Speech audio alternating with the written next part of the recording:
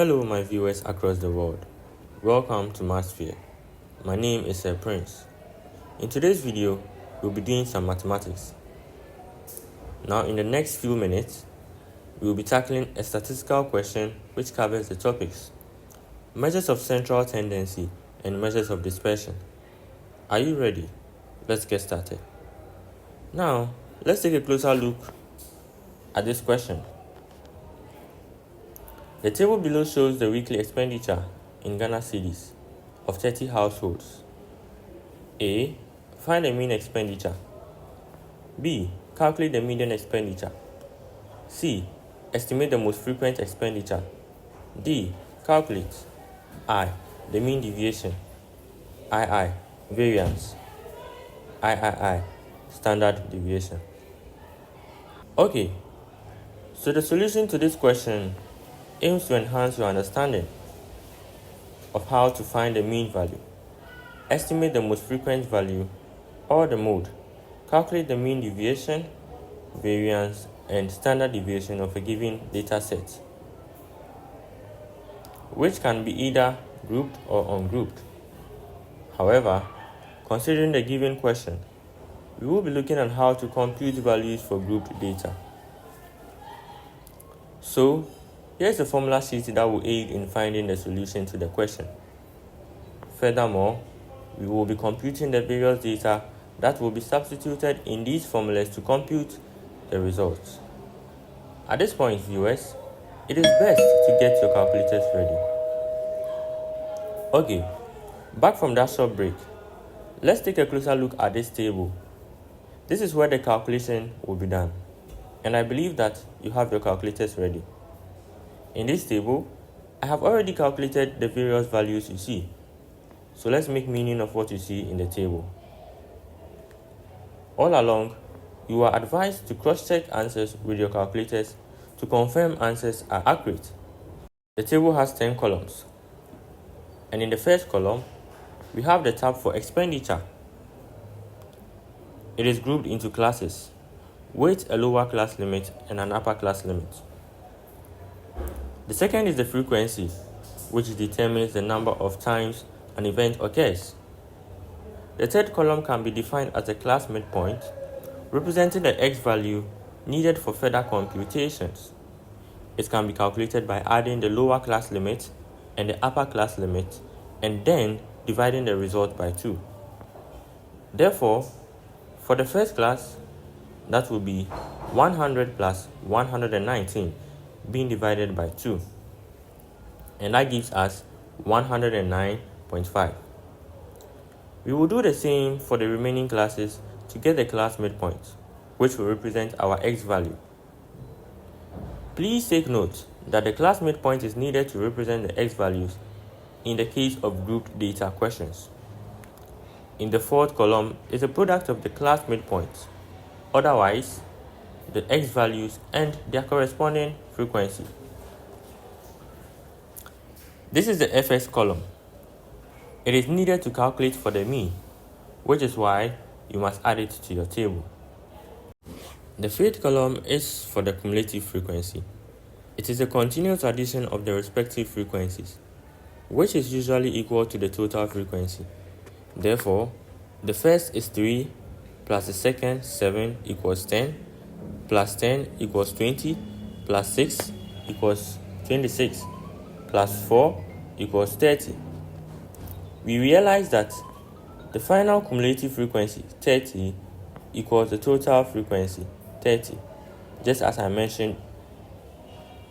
It is needed to calculate for the median, which is why you must add it to your table. The third column is calculated as the difference between the x values and the mean expenditure. To compute this, we should have found the mean expenditure already. Referring to the formula sheet, the mean, or x bar, is calculated as sigma fx divided by sigma f.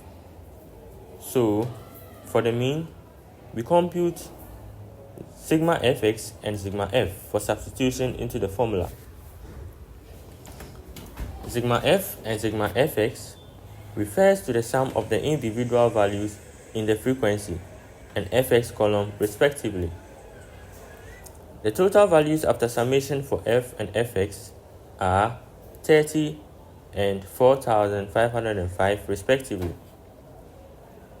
The next is to substitute these values into the mean formula. After the calculation, the mean is 150.166, which is written as 150.177 in 2 decimal places.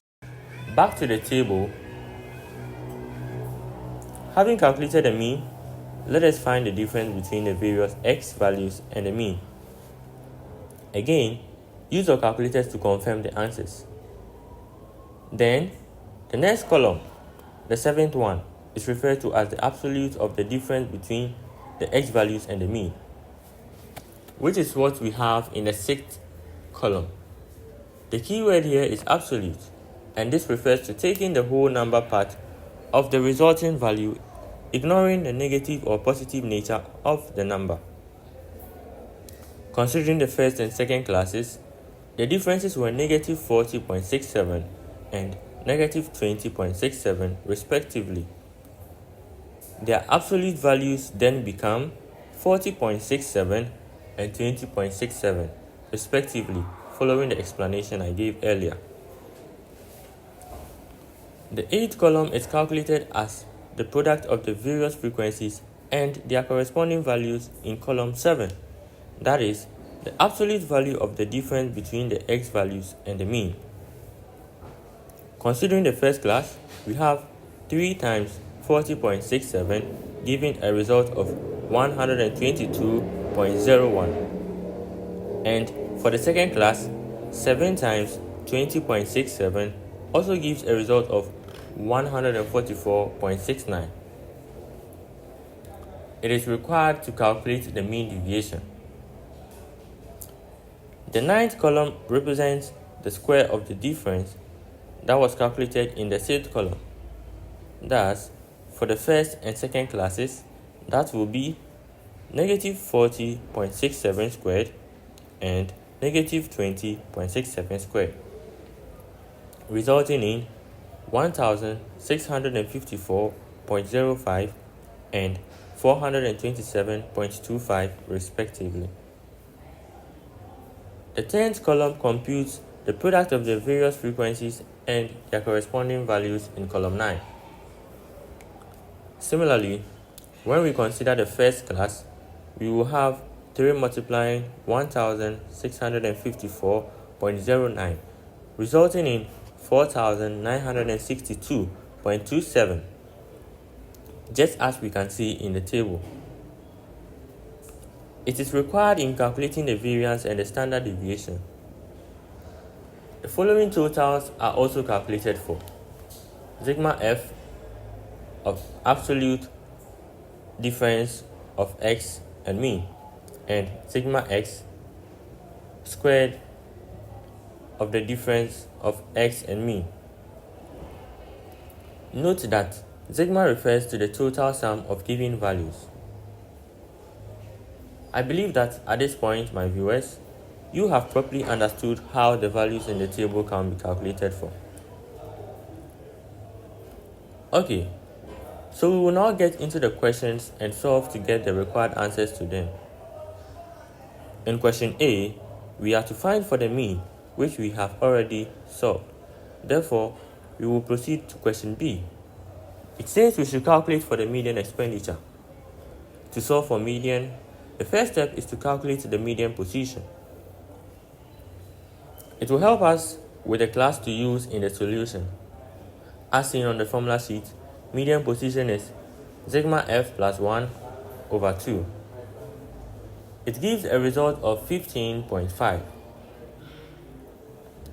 The essence of the median class is to locate the class that will be used to solve the median expenditure, and once you get the result, assign the respective values for the various terms in the median formula, which is given as median equals Lm plus bracket open sigma f over 2 minus FCM over FM bracket close times Cm.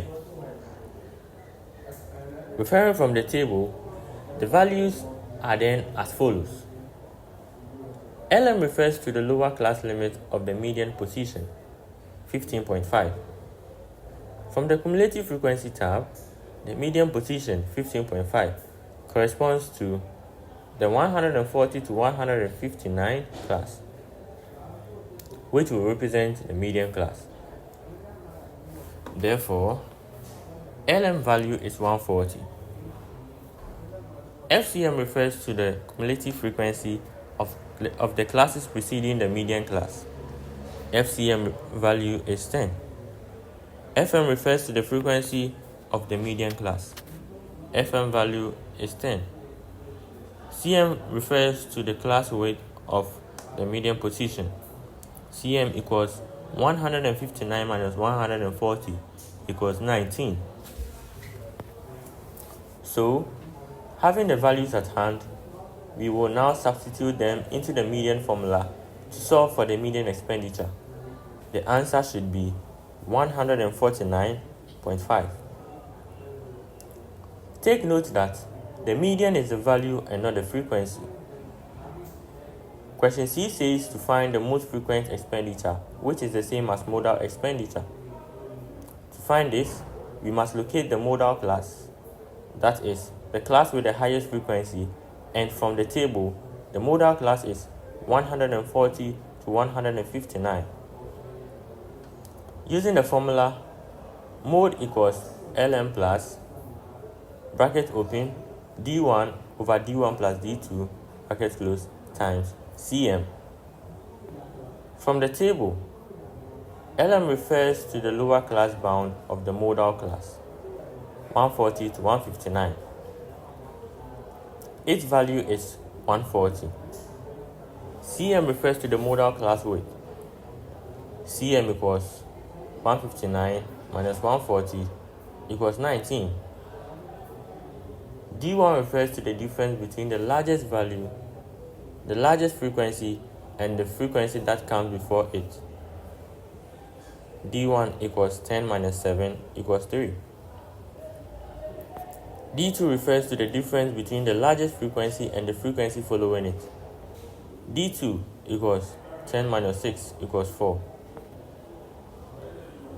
We will then substitute the values into the formula to solve for the most frequent expenditure. The final answer should be 148.14. Question D focuses on measures of dispersion, referring to how spread data are away from the mean. Having calculated for the necessary values in the table already, we will substitute the values into the formula to calculate what we are asked for. In question DI, we must find for the mean deviation, and from the formula sheet, it is given as mean deviation equals sigma f absolute difference of x and mean over sigma f.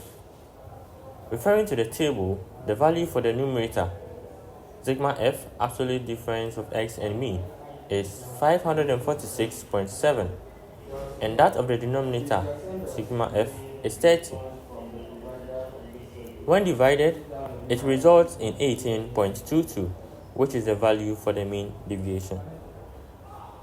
In question DII, we are asked to find for the variance, whose formula is given as variance, or S squared equals sigma f squared of difference of x and mean over sigma f minus 1. Referring from the table for the values and then substituting them to calculate for the variance, we have 16,386.63 divided by 29. The result should be 565.06 in 2 decimal places. The last part is to find for the standard deviation, and the formula is given by standard deviation equals square root of sigma f squared of difference of x and mean over sigma f minus 1. Similarly, let's refer from the table to get the values required for substitution. The calculation should result in 23.77, and that becomes the standard deviation. Remember that Both variance and standard deviation are related.